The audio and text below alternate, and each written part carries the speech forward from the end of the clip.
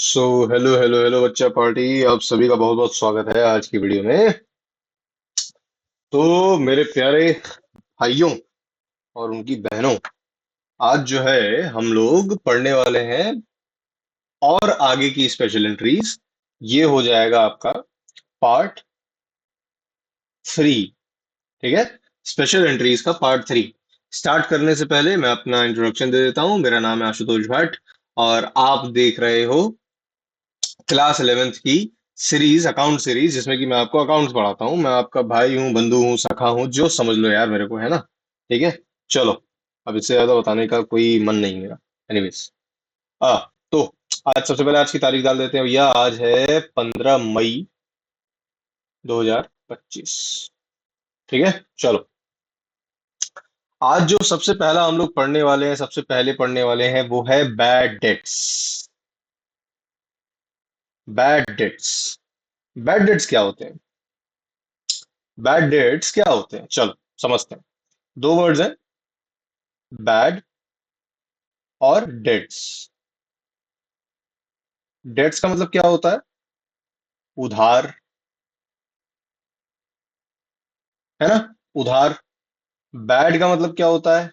गंदा, गंदा, या फिर बुरा, बुरा। ठीक है। अच्छा, अब मैं अगर ये बोलूं कि यहाँ पर ये जो डेट्स हैं, इसको उधार से अगर हम रिलेट भी करें, तो ये डेटर का उधार है। डेटर्स, मेरी बात को समझना चाह रहे हो आप? तो कुछ ऐसे डेटर जो कि बुरे हैं, मतलब इसका ले दे करके मतलब ये है बुरे डेटर्स। अच्छा, कौन सा ऐसा डेटर है जो बुरा होता है? मतलब कि जो पैसे ना दे,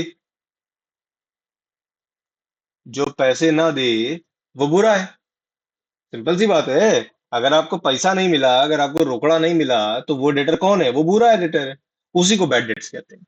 अब इसको अगर हम एंट्री फॉर्म में समझना चाहें, तो एंट्री फॉर्म में क्या समझेंगे, समझते हैं। मान लीजिए कि आपने गुड्स बेचे हैं शालिनी को। ठीक है, तो क्या एंट्री हो जाएगी? Shalini debit to sales. यानी कि यहां पर और मान लो 10,000 के बेचे हैं। ठीक है,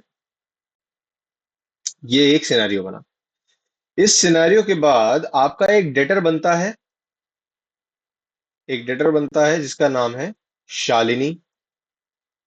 ठीक है, और इनके अगर मैं एक अकाउंट बनाऊं छोटा सा, अगर मैं शालिनी का एक अकाउंट बनाने की कोशिश, अकाउंट अभी नहीं करते हैं क्योंकि अभी हम लोग जर्नल कर रहे हैं, तो अकाउंट पे नहीं जाते। एनीवे, मैं आपको बस बता देता हूँ, शालिनी जो है 10,000 रुपयों की डेटर है।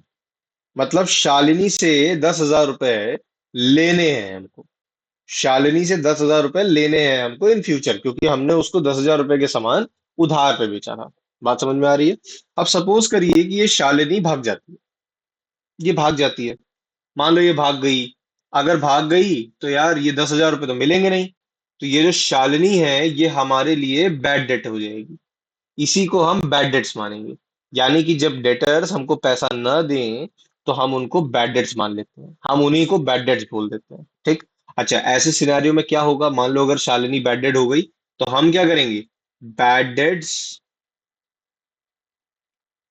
Bad debts account debit to Shalini 10,000, 10,000। बात समझ में आ रही है? बात समझ में आ रही है? क्या किया हमने? हमने बैड डेट्स यानी कि एक मान लो लॉस दिखा दिया अपन ने, एक लॉस दिखा दिया, जिसमें कि हमारा 10,000 रुपया डूब गया, बैड डेट्स हो गया। क्लियर है? यहां तक की बात क्लियर है? हमने जब गुड्स खरीदे, सॉरी, जब हमने गुड्स बेचे, तो हमने एंट्री करी थी Shalini account DR to sales account, Shalini DR to sales account. और मुझे इस एंट्री से ये समझ में आ रहा था कि शालिनी से हमको 10,000 रुपए लेने हैं। बट इवेंचुअली हुआ क्या कि शालिनी भाग गई। जब शालिनी भाग गई तो वो पैसे नहीं दी। जब उसने पैसे नहीं दिए, तो हमने उसको बैड डेट्स मान लिया। बैड डेट्स मानने में हमने एंट्री क्या पास करी? बैड डेट्स अकाउंट यार टू शालिनी। क्लियर है? यहां तक बात समझ में आ रही है? बैड डेट्स की यही एंट्री होती है। बैड डेट्स को इसी तरीके से पास किया जाता है। अब अगर मैं बोलूं इसकी एडजस्टमेंट एंट्री क्या है, जस्ट अ सेकेंड, अगर मैं बोलूं इसकी एडजस्टमेंट एंट्री क्या हो जाएगी, तो वो हो जाएगा PNL account DR to bad debts. ये आप बस अभी लिख लो, ये अभी आपके जर्नल एंट्री वाले पार्ट में कोई काम का नहीं है, पर मैं बता दूं, इसको बस आप लिख लो साथ साथ, लिखते चलो, लिखते चलोगे तो इजी पड़ेगा। ठीक है दोस्तों, चलो, एक हो गया अपना बैड डेट्स। मैंने, अगर आप ध्यान दो तो यहाँ लिखा है bad that's all covered. All covered यानी कि बैड डेट्स में अंदर अंदर भी बहुत सारे टॉपिक्स हैं। तो पहले मैंने बैड डेट समझा दिया, अब मैं बैड डेट्स के अंदर के कुछ कुछ टॉपिक्स हैं उनको समझा देता हूँ। ठीक है, चलो। बैड डेट्स के बाद आता है बैड डेट्स रिकवर्ड। इसको बीडी लिख देते हैं, बीडी रिकवर्ड, बीडी रिकवर्ड। अब मान लो शालिनी भाग गई, 2 साल के लिए भाग गई, हमने 2 साल के अंदर अंदर उसको बैड डेट डिक्लेयर करके शालिनी को हटा दिया। ठीक है, अब आउट ऑफ नोवेयर शालिनी वापस आ जाती है। बात समझ रहे हो, शालिनी अचानक से वापस आ जाती है, और वापस आने के बाद शालिनी क्या बोलती है कि भाई पैसे ले ले यार, अरे 10,000 बचे थे। शालिनी, शालिनी दिल की बहुत अच्छी है, अगर यहाँ पर कोई शालिनी देख रही है तो यार तुम दिल की बहुत अच्छी हो यार। ठीक है, तो जो तुम दिल की इतनी अच्छी हो ना, तुम मुझे 10,000 रुपये वापस दे रही हो। लेकिन मैं तो सोच चुका था कि वो 10,000 डूब गए। मैंने ये तक कर दिया कि मैंने उसको अपना लॉस दिखा दिया उस साल, और मैंने उस बैड डेट्स को लॉस दिखा करके हटा दिया अपने पास से। अब टेक्निकली मेरे बुक्स में शालिनी नाम का कोई एग्जिस्ट नहीं कर रहा। भाई मेरे बुक्स में शालिनी नाम का कोई है ही नहीं जिससे मुझे 10,000 लेने हैं। मैंने तो मान लिया था कि ये पैसे डूब गए। लेकिन ऐसी सिचुएशन में जब वो डूबे हुए पैसे वापस आ रहे हैं मेरे पास, तो मैं क्या करूंगा? ऐसी सिचुएशन में हम लोग इस एंट्री को इंप्लीमेंट करते हैं जिसका नाम है बैड डेट्स रिकवर्ड। इसकी एंट्री क्या हो जाती है दोस्तों? Bank account D R. अब या तो बैंक हो सकता है तो कैश भी हो सकता है, कैश भी लिख देते हैं, कैश और bank account DR to bad debts recovered account. बात क्लियर हो रही है? बात क्लियर हो रही है कि नहीं हो रही है? जब बैड डेट्स रिकवर्ड हुए तो भैया शालिनी ने पैसा दे दिया तुमको। अब टेक्निकली तुम्हारे बुक्स में शालिनी नाम का कोई है नहीं, तो हम शालिनी को यूज कर नहीं सकते। यहाँ पर वो डूबे हुए पैसे वापस आ रहे हैं, bad debts are being recovered. हम बैड डेट्स को रिकवर कर रहे हैं, जब रिकवर कर रहे हैं मेरे भाई, तो हम उसी अकाउंट को यूज करेंगे, यानी कि बैड डेट्स रिकवर्ड अकाउंट। पैसे आ रहे हैं तो कैश या बैंक अकाउंट तो डीआर होना ही होना है, टू बैड डेट्स रिकवर्ड, जो पैसे डूबे हुए थे वो वापस आ रहे हैं। क्लियर बात है ना? अच्छा, अब इसी का अगर मैं बोलूं एडजस्टमेंट क्या हो जाएगा, एडजस्टमेंट क्या हो जाएगा,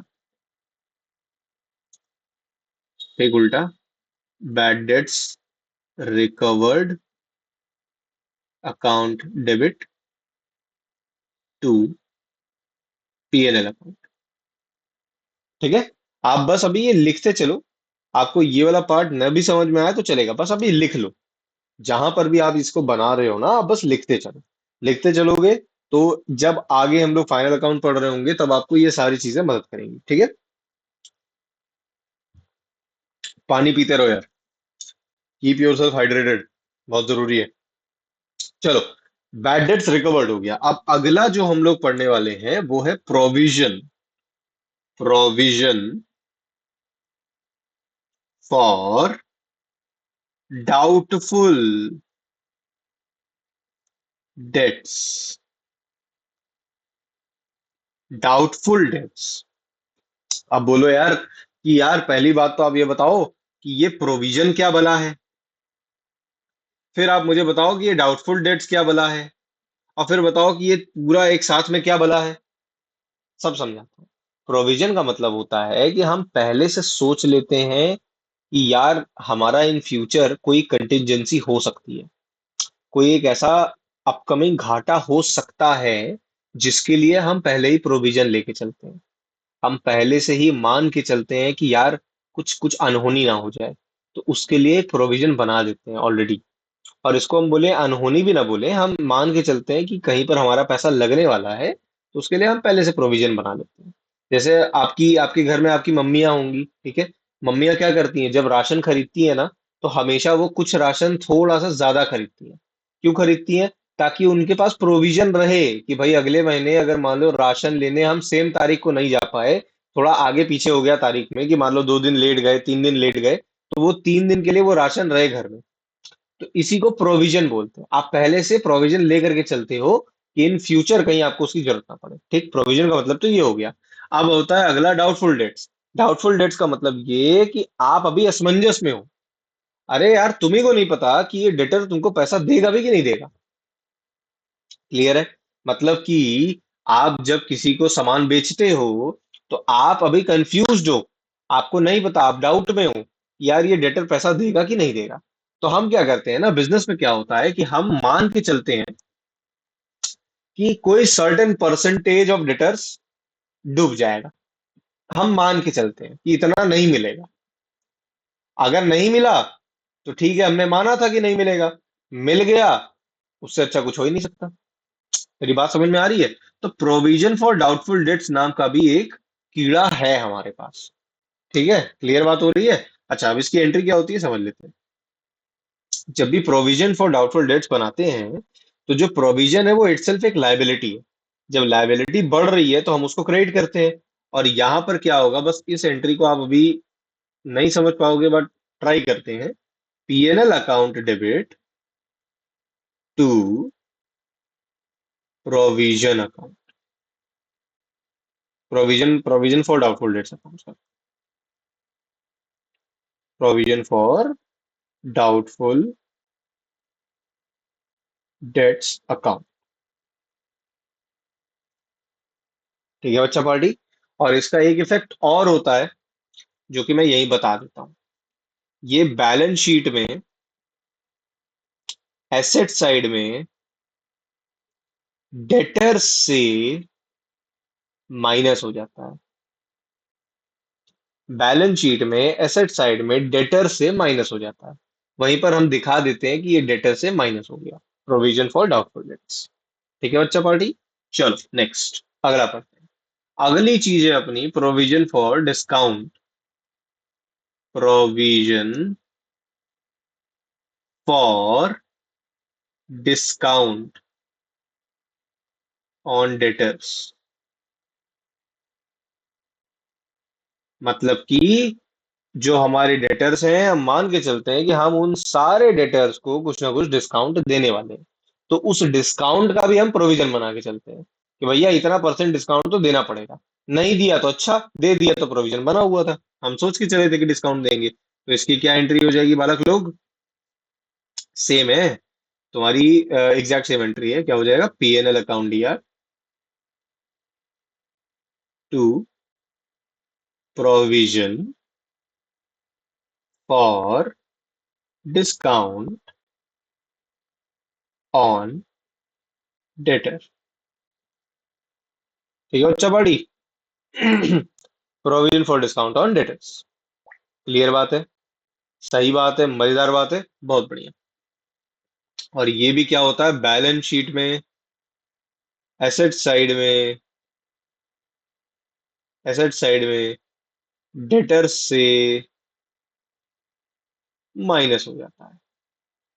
लेकिन अब इसका क्रोनोलॉजी समझना कि अगर अगर एक बैलेंस शीट है और उसमें डेटर्स हैं, तो उस डेटर से क्रोनोलॉजिकली पहले नंबर पे बैड डेट्स माइनस होंगे। ठीक है। उसके बाद जो फिगर आएगा, उस फिगर में से हम डाउटफुल डेट्स को माइनस करेंगे। डाउटफुल डेट्स के प्रोविजन को माइनस करेंगे। और ये माइनस करने के बाद जो हमको फिगर मिलेगा, उस फिगर में से हम डिस्काउंट ऑन डेटर्स को माइनस करेंगे। तब जा करके हमको ये फाइनल फिगर ऑफ डेटर्स मिलेंगे। ठीक है। इसका एक एग्जांपल समझा देता हूं आपको अभी। आज की वीडियो थोड़ी लंबी होगी, मैंने पहले ही बताया था। चलो, मान लो डेटर है हमारे 50,000। 50,000 में से हमको पता लगा कि 5,000 तो हमको नहीं देने वाले। तो मुझे क्या फिगर मिल गया? 45,000। इस 45,000 में से मैंने क्या मान लिया कि मुझे 10% लोग पैसा नहीं देंगे। मतलब 45,000 का 10% 4500। मुझे 10% लोग पैसा नहीं देने वाले, तो मैंने क्या मान लिया कि मुझे सिर्फ 40,000 लोगों का पैसा मिलेगा। Just second. हाँ, मुझे सिर्फ 40,500 लोगों का पैसा मिलेगा। बात क्लियर है? फिर मैंने क्या सोचा कि यार 500 रुपया तो मैं इन 40,500 में से 500 का तो मैं डिस्काउंट दे ही दूंगा इन लोगों को। तो ये 500 भी माइनस कर दिया। तो लास्ट में मेरे पास डेटर कितने बचे? 40,000। क्लियर हो रही है मेरी बात? क्लियर हो रही है मेरी बात? ऐसे करते हैं हम लोग बैलेंस शीट में, दिखाते हैं धीमे धीमे करके। तो प्रायोरिटी वाइज है। सबसे पहले बैड डेट्स, फिर डाउटफुल डेट्स, और लास्ट में डिस्काउंट ऑन डेट्स। ठीक है बच्चा बड़ी? चलो, नेक्स्ट। अगला आज का क्या करना था यार? बैड डेट्स हम लोगों ने कंप्लीट कर लिया। बैड डेट्स में सारे टॉपिक्स कवर हो गए, इतने ही थे। अब आते हैं एक्सपेंडिचर आउटस्टैंडिंग और प्रीपेड। बहुत बढ़िया। आज इंटरेस्टिंग टॉपिक है। थोड़ा सा पैन अप कर देते हैं इस पेज को। ये पेज हो गया पैन अप। और अब काले काले से लिखते हैं इसको, ठीक है? ये है अपना एक्सपेंसेस आउटस्टैंडिंग एंड प्रीपेड। ठीक है बच्चा बड़ी? पहले आउटस्टैंडिंग समझते हैं। आउटस्टैंडिंग इज लाइक, इसको हिंदी में बोलते हैं बकाया। बकाया। बकाया। अभी तक नहीं दिया है, समझ रहे हो? उसको आउटस्टैंडिंग बोलते हैं। ये आउटस्टैंडिंग वो वाला नहीं है, वो जो अप्लॉज करते हैं, ताली बजाते हैं, आउटस्टैंडिंग परफॉर्मेंस, नहीं नहीं। ये आउटस्टैंडिंग का मतलब है बकाया। ठीक है बच्चा? अच्छा। और प्रीपेड का क्या मतलब होता है? प्रीपेड का मतलब क्या होता है? एडवांस में दे दिया। एडवांस। एडवांस पेमेंट हो गई है। ठीक है। चलो, अब एक्सपेंसेस है ये। एक और चीज नोट कर लेना कि हम यहाँ पर एक्सपेंसेस की बात कर रहे हैं। ठीक है, चलो। अगर आउटस्टैंडिंग की बात करें, तो प्रॉपरली देखा जाए, तुम जब एक्सपेंस करते हो तो क्या एंट्री करते हो? Expenses account DR. Expenses account DR to. मान लो तुमने कैश से किया होगा या तो तुमने बैंक से किया होगा। मेरी बात समझ में आ रही है? नॉर्मली एक्सपेंसेस ऐसे होते हैं, this is the normal entry. Normally ऐसे करते हैं। बट जब आउटस्टैंडिंग हो तो क्या करते हैं, अब समझो। जब आउटस्टैंडिंग होता है मेरे भाई, तो तुम एक्सपेंस तो दिखाओगे, क्योंकि एक्सपेंस तो हुए हैं। Expenses are always debited. तो एक्सपेंसेस अकाउंट डेबिट तो होना ही होना है। उसको तो आप रोक नहीं सकते हो। हम क्या करेंगे? टू आउटस्टैंडिंग एक्सपेंस नाम का एक अकाउंट बना देंगे। क्योंकि आपने पैसा दिया नहीं, तो टू बैंक अकाउंट या कैश अकाउंट का इफेक्ट हम ला नहीं सकते। तो हम क्या इफेक्ट लाते हैं कि टू आउटस्टैंडिंग एक्सपेंसेस अकाउंट को ले आते हैं बीच में। हम बोलते हैं कि मेरे एक्सपेंसेस हुए हैं, बट पैसा दिया नहीं, तो टू आउटस्टैंडिंग एक्सपेंसेस नाम का हम एक बला डाल देते हैं। अब होगा क्या? इसकी एडजस्टिंग एंट्री होगी, जिसमें कि पीएनएल अकाउंट डेबिट हो जाएगा टू एक्सपेंसेस अकाउंट। ठीक है बच्चा पार्टी? और ये जो आउटस्टैंडिंग एक्सपेंस है, ये डायरेक्टली बैलेंस शीट में लायबिलिटी साइड में दिखेगा। अभी ये बस चीजें आप लिख लो। अभी आप ये चीजें बस लिख लो साथ में, क्योंकि ये मैंने आपको फाइनल अकाउंट्स के समय बतानी है। तो ये पहले से अगर आपके पास रहेगी ना, तो आपको इजी पड़ेगा। ठीक है बच्चा पार्टी? चलो, अब आ जाते हैं प्रीपेड में। जब प्रीपेड वाली बात हो रही है मेरे भाई, जब प्रीपेड वाली बात हो रही है, तो यहां सिंपल सी बात यह है कि आपका एक्सपेंस अभी तक हुआ नहीं है, पर आपने प्रीपे कर दिया है यार। आपने पहले ही पैसा दे दिया। यानी कि वो एक्सपेंस अभी तक बना ही नहीं है। वो एक्सपेंस टेक्निकली आपका होना नहीं चाहिए था, पर आपने कर दिया, आपने एडवांस में पेमेंट कर दी। तो ऐसी सिचुएशन में क्या होगा? प्रीपेड, और अक्रूड भी बोलते हैं। Accrued expenses account debit to bank account, क्योंकि यार पेमेंट हो गई ना, और कैश अकाउंट। यार क्योंकि तुमने तो पेमेंट प्रीपेड कर दिया ना, जब प्रीपेड कर दिया तो तुम्हारे पास से पैसा तो चला गया। तो हमने क्या किया, प्रीपेड या अक्रूड एक्सपेंसेस अकाउंट यार टू बैंक अकाउंट, क्योंकि पैसा चला गया है। अच्छा, जब ये एक्सपेंसेस का समय आ जाएगा, जब ये एक्सपेंसेस ड्यू हो जाएंगी, तो जब ड्यू हो जाएंगे, जस्ट अ सेकेंड, जब ये एक्सपेंसेस ड्यू हो जाएंगे तो क्या करेंगे, एक्सपेंसेस अकाउंट डेबिट टू, यही प्रीपेड एक्सपेंसेस घूम करके यहां आ जाएगा, प्रीपेड एक्सपेंसेस।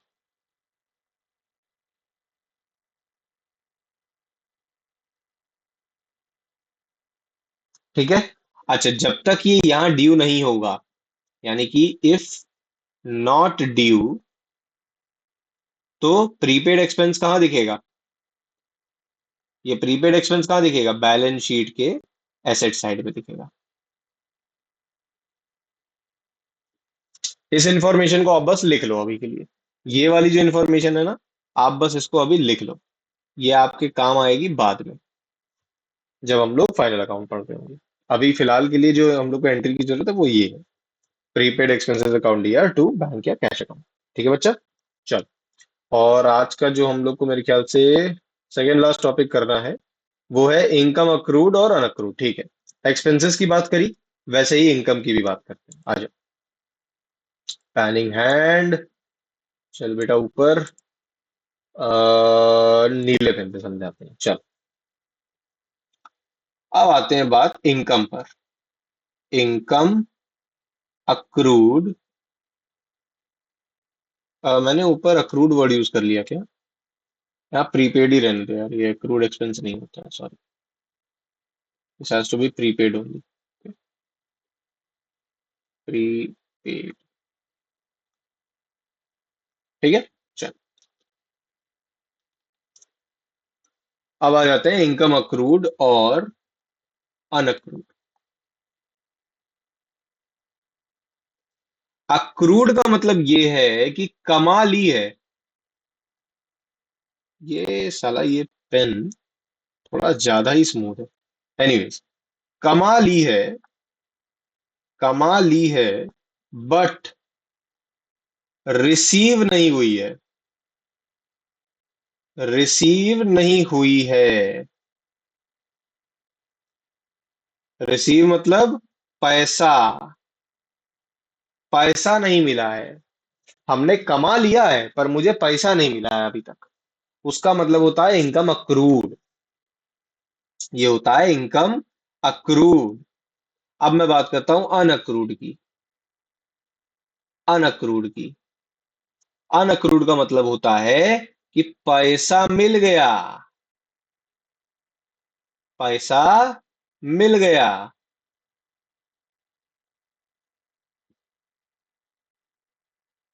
पैसा मिल गया, बट कमाया नहीं है अभी तक, कमाया नहीं है।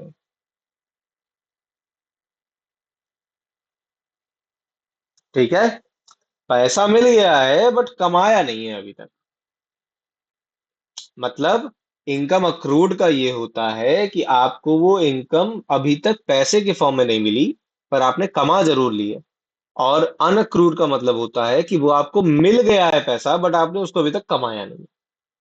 इसको मैं और अच्छी तरीके से अगर एग्जांपल देकर के समझाना चाहूं, तो मैं ये बोल सकता हूं कि मान लो कि एक टीचर है, ठीक है, वो टीचर दो अलग अलग टाइप से पढ़ा सकता है।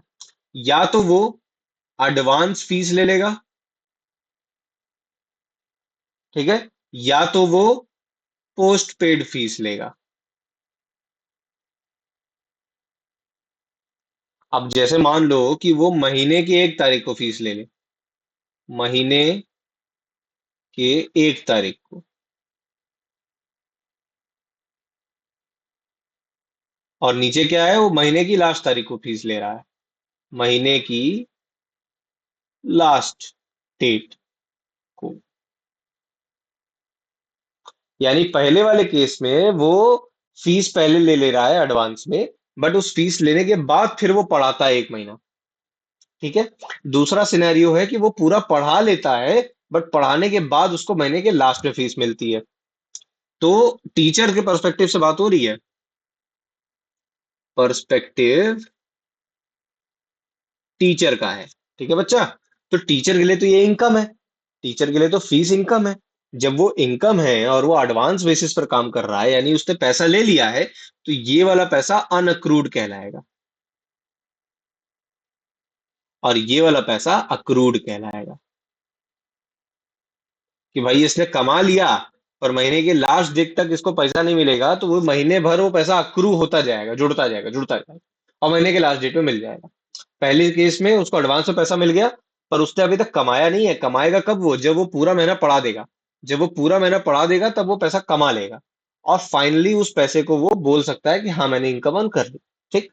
अच्छा, अब ऐसी सिचुएशन में एंट्री कैसे पास करते हैं ये समझते हैं। चल, पहले अक्रू का करवा देते हैं। अक्रू में कैसे इनकम को हम दिखाएंगे। अब टेक्निकली नॉर्मली अगर इनकम आप अर्न करते हो तो क्या एंट्री होती है? Bank account DR. Bank account DR क्योंकि पैसा मिला। To income account. आप नॉर्मली तो ये एंट्री करते हो, ये एंट्री नॉर्मली होती है। नॉर्मली होती है। मैं ना हिंदी में लिख ले रहा हूं ताकि आपको इजी टू अंडरस्टैंड हो। ठीक है बच्चा। चलो, bank account dear to income account, क्योंकि income is always credited, rule कहता है। तो भैया तुमने नॉर्मली ऐसे इनकम रिकॉर्ड करनी है, बट अगर ये इनकम मान लो अक्रू वाले सिस्टम पर चल रही है, आपने उस इनकम को अक्रू कर लिया है बट आपको अभी तक रिसीव नहीं हुई है, तो आप बैंक अकाउंट डियर तो कर नहीं सकते। तो हम एक अकाउंट बनाते हैं। हम एक अकाउंट बनाते हैं कि उसको बोलते हैं income accrued. Income accrued account debit to income account. ठीक है बच्चा पार्टी। और ये जो इनकम अक्रूड है ना, ये बैलेंस शीट के एसेट साइड में दिखती है। बैलेंस शीट के एसेट साइड में। ठीक है। अब आते हैं अनअक्रूड सिस्टम पे। अनअक्रूड की एंट्री क्या करेंगे? अनअक्रूड में क्या करेंगे? मतलब आपको पैसा मिल गया है बट आपने उसको अभी तक कमाया नहीं है, तो आपने क्या करना है? बैंक अकाउंट डीआर तो करना ही पड़ेगा। बैंक अकाउंट तो डीआर करना पड़ेगा क्योंकि पैसा मिल गया है, बट कमाया नहीं है। कमाया नहीं है तो हम टू इनकम अकाउंट लिख नहीं सकते, तो हम क्या लिखेंगे? अनअक्रूड या फिर income received in advance account. यही लिख देते हैं, income received in advance account. बात क्लियर हो रही है? इसके बाद क्या होगा? इसके बाद क्या होगा? ये जो आपने इनकम को एडवांस पे दिखा दिया है, इसका दो है। अगर मान लो ये ड्यू नहीं हुआ, या तो पहले पहले ड्यू का बता देते हैं चलो। अगर ये मान लो ड्यू हो गया, तो ड्यू होने पर क्या हो जाएगा? यही income RCED received in advance. Just a second. Advance account debit to income account. ठीक। अगर यही इफ नॉट ड्यू, तो ऐसे सिनेरियो में ये बैलेंस शीट के लायबिलिटी साइड में दिखती है। क्योंकि यार आपने किसी का पैसा ले लिया है, बट आपने पैसा ले लिया है बट आपने उसको कमाया नहीं अभी तक, तो हो सकता है वो पैसा वापस मांग ले, तो ये आपके पास एज अ लायबिलिटी पड़ा हुआ है। क्लियर बात है? चल नाइस। अभी के लिए इतना आपके लिए इंपॉर्टेंट है। ठीक है बच्चा पार्टी। चलो, अगला क्या टॉपिक था अपना? आज के लिए अगला टॉपिक है paid for VPP। Oh value pay value post ना। हाँ, वैल्यूपेबल पोस्ट। चल,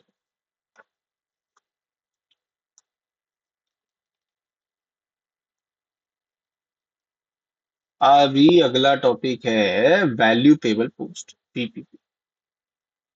बहुत छोटा टॉपिक है, बहुत इजी है। Value payable post. इसका मतलब ये होता है कि जब आपका कोई पोस्ट आता है, बाई पोस्ट आपने सामान खरीदा, इसको बोल देते हैं कि, मान लो एग्जांपल ले लेते हैं, ऑनलाइन खरीदा। एग्जांपल, ऑनलाइन खरीदा। जब आपने ऑनलाइन खरीदा मेरे भाई, तो टेक्निकली ये पैसा आपने अमेजोन को दिया। मान लो जिस भी प्लेटफॉर्म से खरीदा, मैं सपोज करता हूँ अमेजोन से खरीदा। जब आपने अमेजोन से खरीदा सामान, तो आपने तो अमेजोन को पैसा दिया, और ये पोस्टमैन को पैसा दिया आपने बेसिकली। जो कुरियर वाला लेकर के आ रहा है, आपने कुरियर वाले को पैसा दिया। जब आपने कुरियर वाले को पैसा दिया, तो टेक्निकली आप बोलोगे यार कि मैंने क्या किया, मैंने पोस्ट से सामान मंगाया, मैंने कुरियर वाले को पैसा दे दिया। बट यहाँ हो क्या रहा है ना, कि ये वैल्यू पेबल पोस्ट है। मतलब कि पोस्ट आई और आपने तब पैसा दिया। तो यहां पर इसको कोई अलग तरीके से ट्रीट नहीं करेंगे, इसकी एंट्री बिल्कुल सेम परचेजेस की तरह ही होगी। यानी परचेजेस अकाउंट डेबिट टू, अगर आपने पैसा दे दिया तो कैश, नहीं मान लो बैंक से चेक दे दिया, नहीं तो मान लो आपके क्रेडिटर बन गए, अगर आप ईएमआई वगैरह करते हो तो। ठीक। तो वैल्यू पेबल पोस्ट में भी एग्जैक्टली सेम परचेज जैसी एंट्री पास होगी। ठीक है बच्चा पार्टी। चलो, आज के लिए जो है क्लास को इतना ही रखते हैं। बोल बोल के थक गया मैं, बताऊं, है 31 मिनट से बोले जा रहा हूँ, बोले जा रहा हूँ, बोले जा रहा हूँ, पर तुम लोग एक लाइक नहीं कर रहे हो। लाइक करो। ठीक है। चलो, अगर वीडियो पसंद आई होगी तो इस वीडियो को लाइक करो। ठीक है। चैनल को सब्सक्राइब करो अगर बने रहना चाहते हो, सीरीज को आगे देखना चाहते हो। ठीक है बच्चा। और अपने सगे संबंधी जो होते हैं ना, जो आपके बंधु हैं, आपके जो दोस्त हैं, अगर वो चाहते हैं, अगर वो कहीं पर भी लैग बिहाइंड कर रहे हैं, तो उनको वीडियो भेजो, उनको भी पढ़ने का मौका दो। ठीक है। और कमेंट बॉक्स आपके लिए खुला हुआ है। क्रिटिसिज्म है, क्वेश्चन है, आप पूछ सकते हो। ठीक है। चलो, बाय द वे, हाँ मैं फिर से रिपीट कर देता हूँ, डिस्क्रिप्शन में टेलीग्राम लिंक है, आप चैनल ज्वाइन कर सकते हो। हर दिन का जो हम लोग लिखते हैं, ये नोट्स की पीडीएफ वहां पर अपलोड हो जाते हैं। ठीक है। आप वहां से एक्सेस कर सकते हो। चलो, आप सभी का बहुत बहुत धन्यवाद वीडियो देखने के लिए। बाय बाय, एंजॉय करो, मजा लो। Good night.